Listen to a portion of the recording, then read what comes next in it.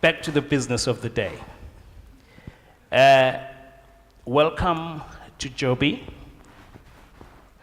Tracy, Edna, and Tepiso. Shall we give the wisest and the eldest to give us the opening shot, please? How do you know the eldest? My mother succeeded in her work because of her insistence on recognizing that we're all made in God's image. And the Bible doesn't say we're made in God's image except dyslexics.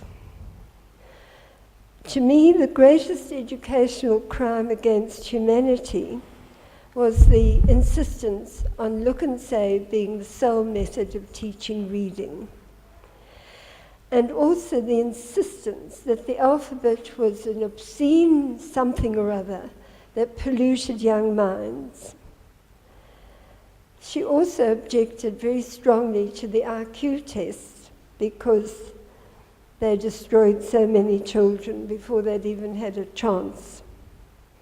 However, my mother recognized that to teach anyone successfully, a synthesis of all available methods had to be used in conjunction with a multi-intersensory approach and an unshakable belief in the potential of a child or an adult who came to her to learn to read. Thus, she acquired a reputation for teaching the unteachable and never accepted the prognosis, never, which policy we continued at our reading school in Germiston and which we continue in our NGO, Reeducate. The important thing is to develop self-confidence so that a child or an adult has the confidence to say yes, but, and to be able to give a reason why they say yes, but. And just this week I had a visit from a mother who brought her Standard 3 child to me in Germiston. In those days there weren't nice highways to get from Kempton Park to Germiston quickly and easily.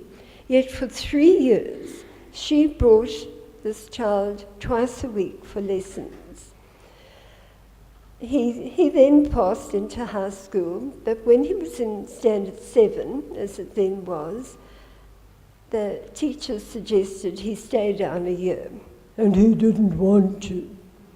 So his parents came to see me, even though we'd finished. We're always friends and always interested. And I did what my mother always did, to help children and adults make a decision. Draw 4 columns and say advantages and disadvantages, advantages and disadvantages. The advantages of staying down or the advantages of going up, disadvantages of staying down, and so on. And I just asked him questions and he gave the answers.